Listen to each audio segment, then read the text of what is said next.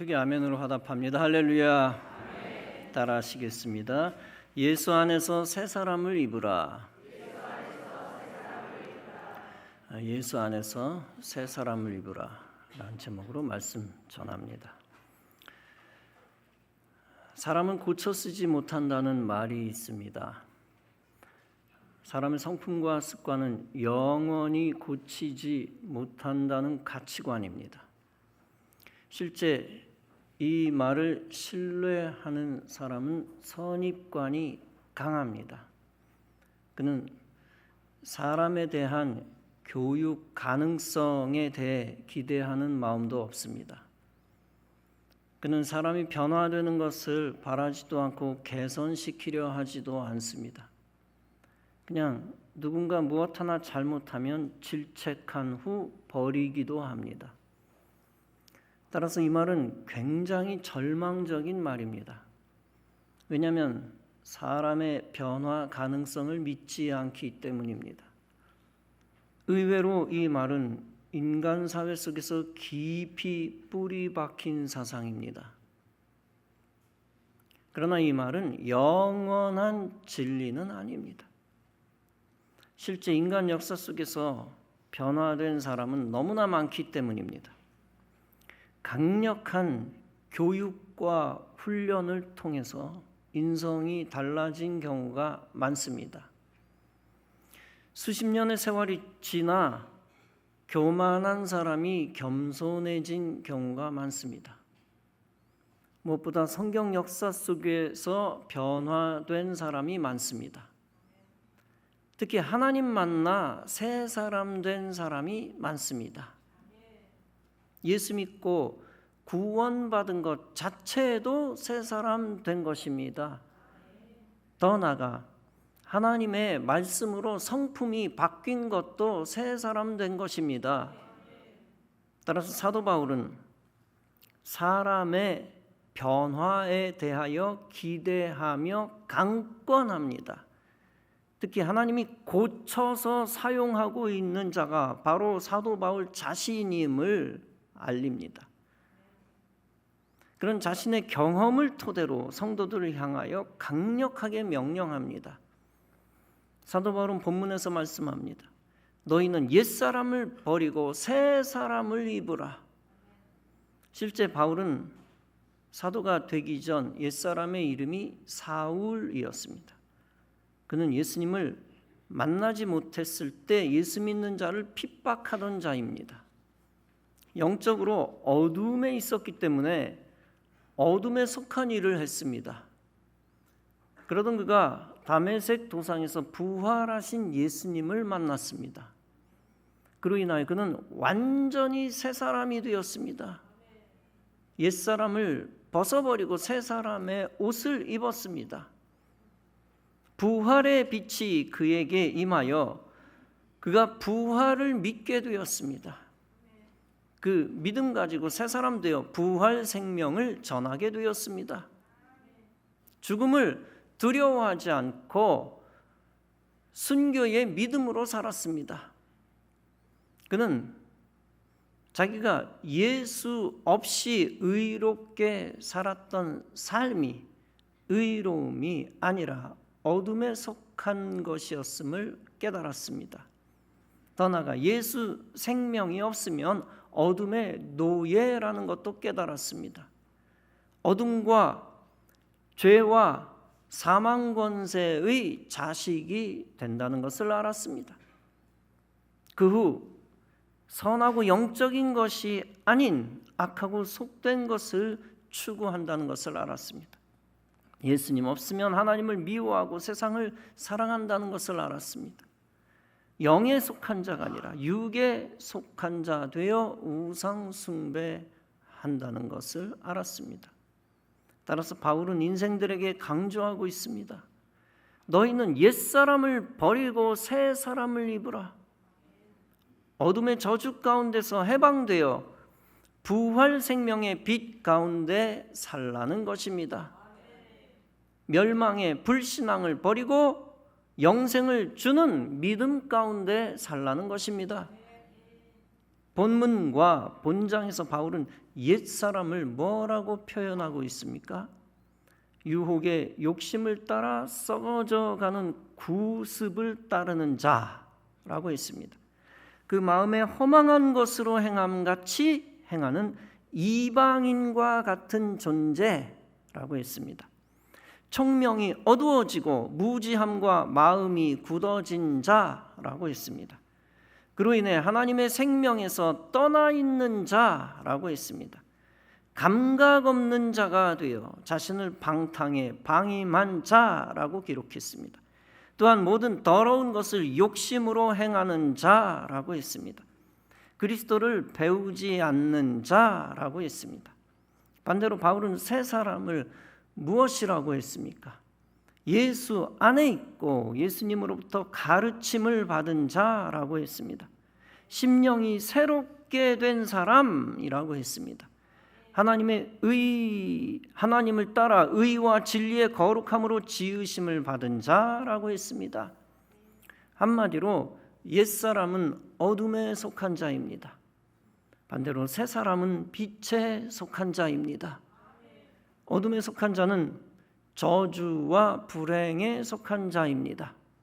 반대로 새 사람은 축복과 행복에 속한 자입니다. 성도는 결코 어둠 가운데 오래 거해서는 안 됩니다. 무슨 일이 있어도 어둠에서 탈출하여 빛 가운데 들어가야 합니다. 마귀의 권세에서 해방되어 하나님 품 안으로 들어가야 합니다. 즉 옛사람을 벗어버리고 새 사람을 입어야 합니다. 그러면 참 예수님의 사람이 되고 인생의 존재가 바뀝니다. 주님이 천국으로 부르시는 날까지 이 땅에서 영광의 빛 속에서 살게 됩니다. 그리고 그 영광의 빛 속에서 예수님이 주시는 기쁨을 누리며 살게 됩니다. 부활이라고 하는 소설을 쓴 러시아의 위대한 작가 톨스토이가 있었습니다. 그는 자신이 어떻게 악에서 선으로 돌아섰는지를 고백합니다. 그는 엄청난 농토를 가진 지주였습니다. 그러나 허랑방탕하여 부패한 사람이었습니다. 유명한 작가가 된 후에도 술과 함께 방탕한 생활을 계속했습니다. 그의 인생은 깊은 죄악의 수렁에 빠져서 허우적거리며 나올 수 없었습니다. 도덕적으로 많은 수양을 해보았지만 아무 뜻도 이룰 수가 없었습니다. 그러나 그는 예수님을 만나 변화된 후 이렇게 고백합니다. 예수 그리스도의 말씀은 제게 믿음을 주었습니다. 저는 그 말씀을 믿게 되었습니다. 그러자 저의 모든 삶이 변화되어 이전에 바라던 것을 바라지 않게 되었습니다. 이전에 저의 눈에 악하게 보였던 것이 이제 선으로 보입니다. 또한 이전에 선으로 보였던 것이 이제 악으로 보입니다. 이런 그의 고백이 보여주는 것이 있습니다. 그것은 그가 예수님 안에서 새 사람이 되었다는 것입니다. 그가 영적으로 거듭나 거룩해져서 보는 눈이 달라졌다는 것입니다. 여러분, 이처럼 새 사람 되는 것은 그리스도인의 거룩한 의무입니다. 일단 예수 믿고 구원받은 것은 옛사람이 새 사람 된 것입니다. 그러나 예수 믿는 사람도 다시 어둠에 갇힐 때가 있습니다. 예수 믿는 즉시 무조건 죽을 때까지 근심 걱정 없는 것은 아니지요. 예수 믿어도 인간인지라 여전히 세상 근심 걱정 속에 삽니다. 교회 다녀도 마음의 고통과 육체의 고통을 안고 사는 경우도 많습니다. 그렇다고 해서 그가 구원받지 못한 것은 아닙니다. 그러나 믿음이 떨어져 살다 보니 영육 간의 고통이 오래 갑니다. 이때 구원받은 신자도 또다시 주 안에서 새 사람 되어야 합니다. 장로님, 권사님, 집사님을 향하여 새 사람 되라 라고 하면 놀랄지도 모릅니다. 자존심 상해할 수도 있고 분개할 수도 있습니다. 날 오해하는 거야? 날 어떻게 보는 거야? 라고 기분이 나쁠 수도 있습니다. 나보고 새 사람 되라고? 내가 언제 하나님 예수님 안 믿었어? 라고 따질 수도 있습니다.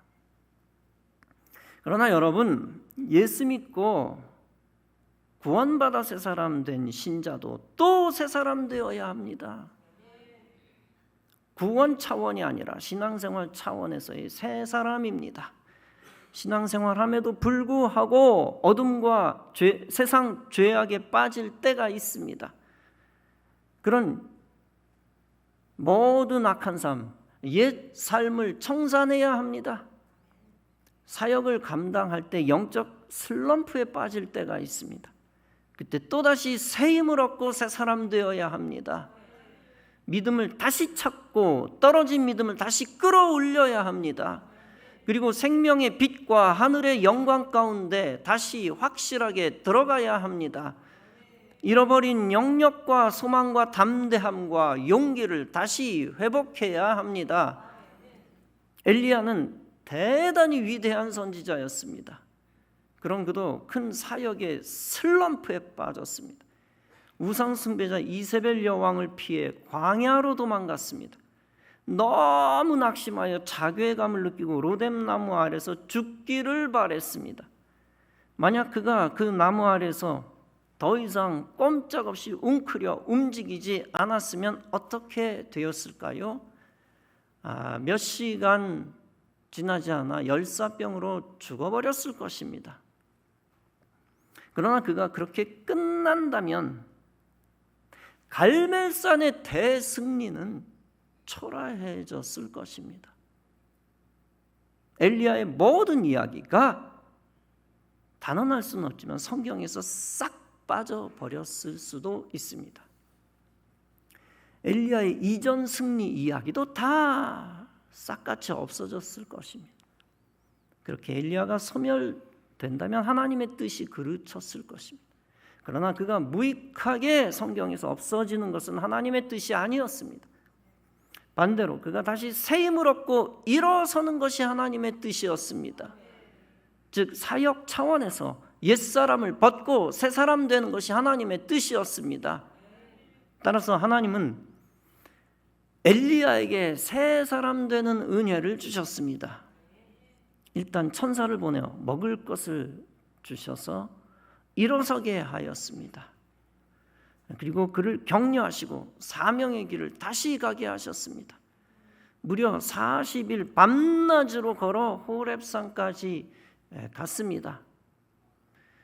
죽으려고 하던 자가 완전히 변화되어 40일 밤낮을 걸어갔습니다. 이 사건을 통해 우리가 묵상할 것이 있습니다. 과연 엘리야에게 있어서 옛사람은 뭐고 새사람은 뭐냐라는 겁니다. 옛사람은 다름 아니라 소심하고 낙심자라는 원래의 엘리야의 성품입니다. 또 문제가 터지면 잠적하고 숨어버리는 원래의 엘리야의 행동입니다. 옛 성품이요, 옛 습관입니다. 하나님께 쓰임받았을 때는 옛사람이 감춰져 있었습니다. 바알과 아세라 선지자들과 종교전쟁을 할 때 위대한 일을 했습니다.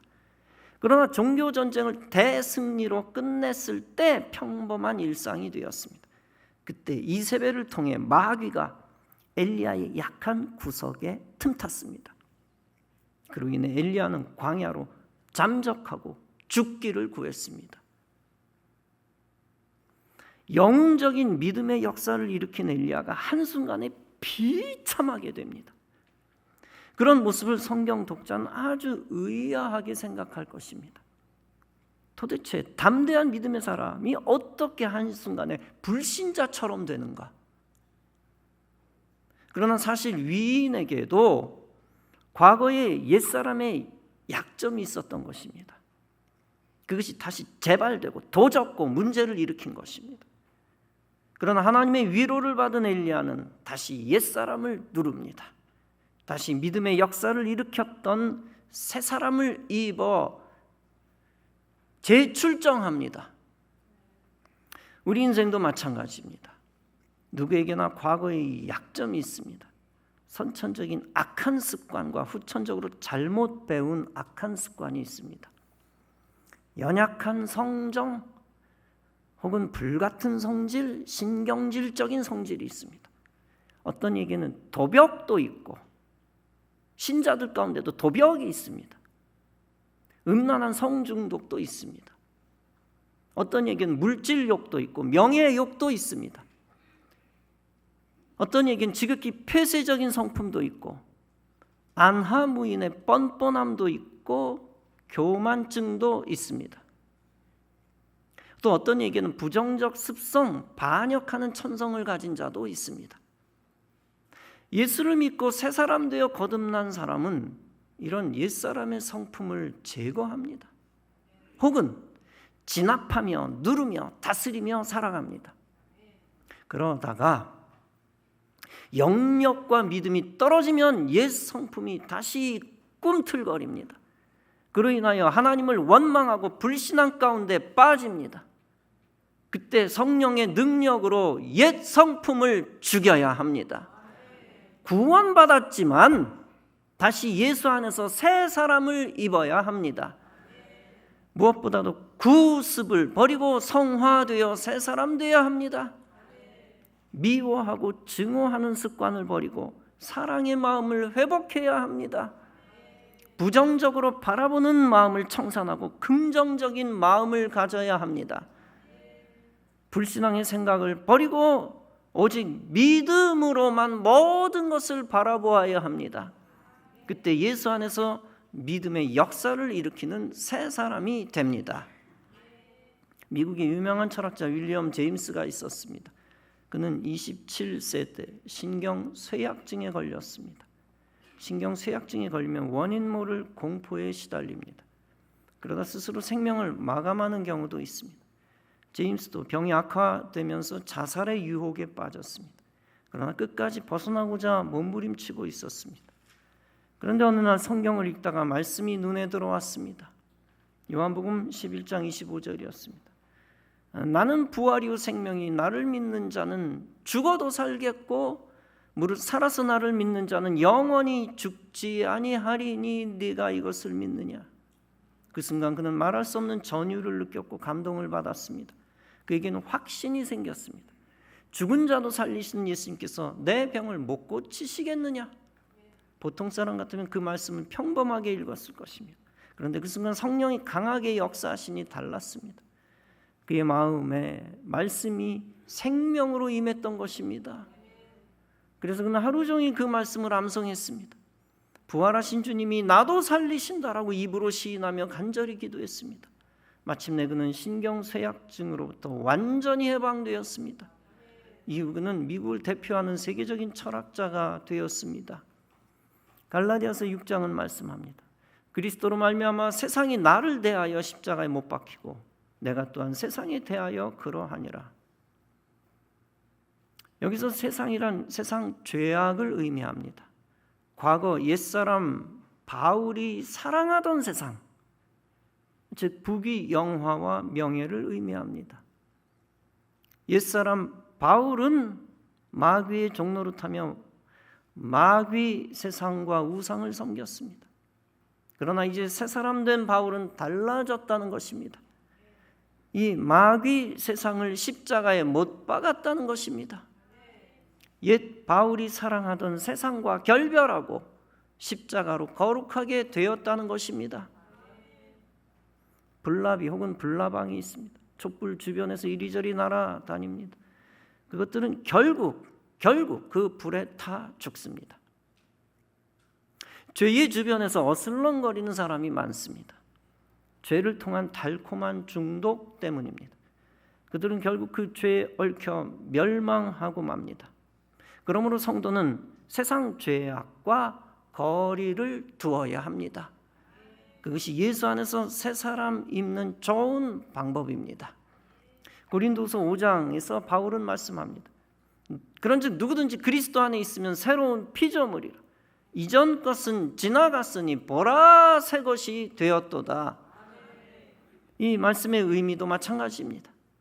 옛 바울은 그리스도 밖에서 죽는 존재, 그리스도 밖에서 멸망할 피조물이었다는 것입니다. 아담과 하와처럼 에덴에서 쫓겨날 옛 성품의 사람이었다는 것입니다. 그러나 이제 새 바울은 그리스도 안에 들어와 변화되었다는 것입니다. 그리스도의 성품을 받아 새로운 피조물이 되었다는 것입니다. 마찬가지로 그리스도 안에 있는 모든 성도도 마찬가지라는 겁니다. 변화 불가능한 존재가 예수 안에서 변화된다는 것입니다. 구원 불가능한 존재가 무조건 구원받는다는 것입니다. 죽을 수밖에 없는 존재가 무조건 생명을 얻는다는 것입니다. 버려질 수밖에 없는 존재가 무조건 쓰임 받는다는 것입니다. 치유 불가능한 존재도 무조건 치유된다는 것입니다. 그러므로 그리스도 안에 있는 자는 절망할 필요가 없습니다.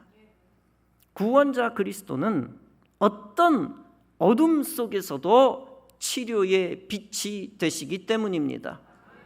어떤 죽음의 상황 속에서도 생명의 길이 되시기 때문입니다. 그리고 어떤 저주 가운데서도 축복의 문이 되시기 때문입니다. 인간 안에서는 근본적 변화가 불가능합니다. 그러나 그리스도 안에서는 그 어떤 것도 불가능한 것이 없습니다. 약 8년 전 일입니다. 미국에 거주하는 중국인 어머니와 아들이 있었습니다. 그 모자가 쓴 다시 집으로라는 책이 사람들에게 큰 감동을 주었습니다. 미국에서 태어난 중국인 2세 크리스토퍼 위안이라는 사람의 이야기입니다. 위안은 치의과 대학을 다니던 촉망받던 학생이었습니다. 그런데 어릴 때부터 자신의 성 정체성에 빠졌습니다. 술과 마약과 동성에 빠졌고 결국 에이즈에 걸려 집을 나갔습니다. 엄마 안젤라 위안은 이미 남편과 치과병원을 운영하는 치과 의사입니다. 미국에서 성공적으로 정착한 이민 1세입니다. 그러나 이 가정에 문제가 생겨나면 남편과의 관계도 멀어집니다. 원래 가정에 문제가 생길 때는 설상가상으로 생기는 일들이 있습니다. 유일한 희망인 둘째 아들마저 동성애자라고 밝히고 집을 나갑니다. 안젤라는 절망하고 이제 이 인생 살아 무엇하나 삶을 포기하려 합니다.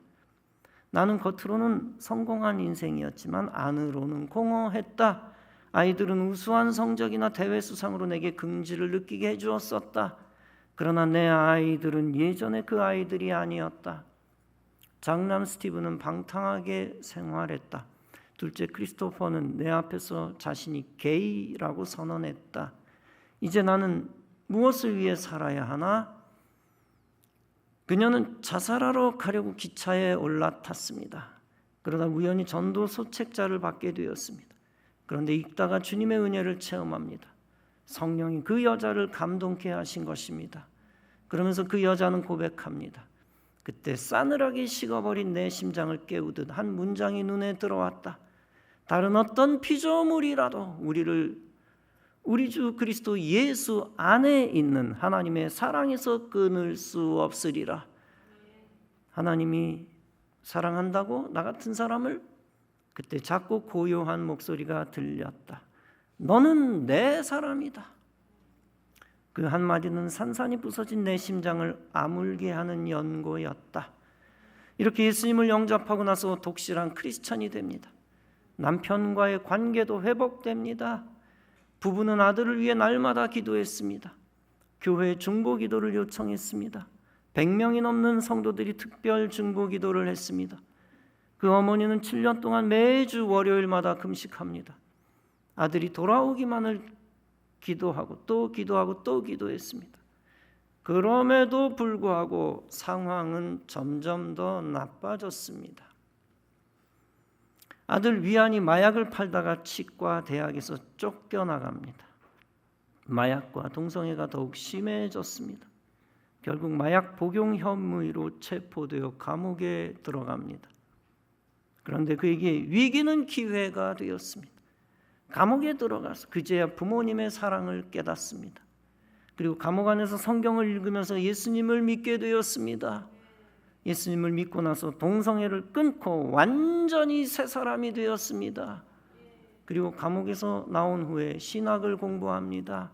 시카고에 있는 무디 바이블 인스티튜트에서 공부를 합니다.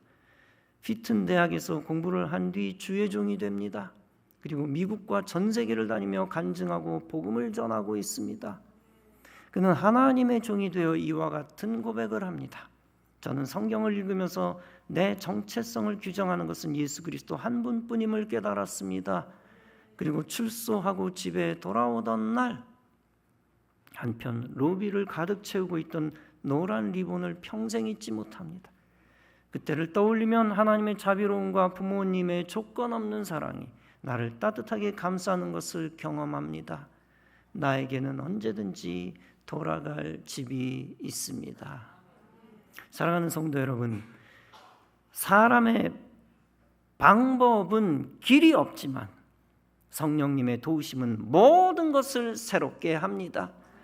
그러므로 성령님의 도움을 매일매일 구하시기 바랍니다. 오직 주님의 사랑만이 죽음에 처한 자들을 변화시킬 수 있습니다.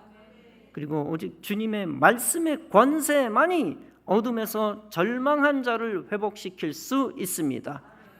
주님이 원하시는 것은 잃어버린 양을 찾는 것입니다.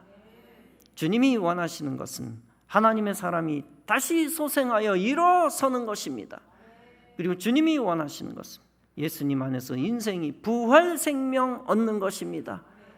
그리고 세상 안에서는 그 어떤 곳에서도 악의 권세에서 헤어나올 수 없습니다. 그러나 오직 예수님 안에서 예수님을 믿는 믿음만이 악의 권세를 이깁니다.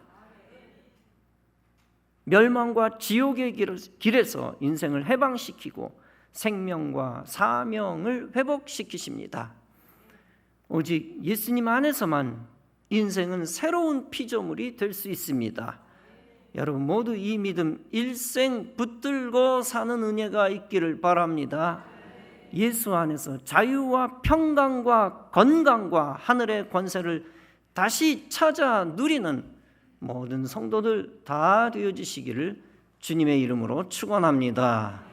기도하시겠습니다.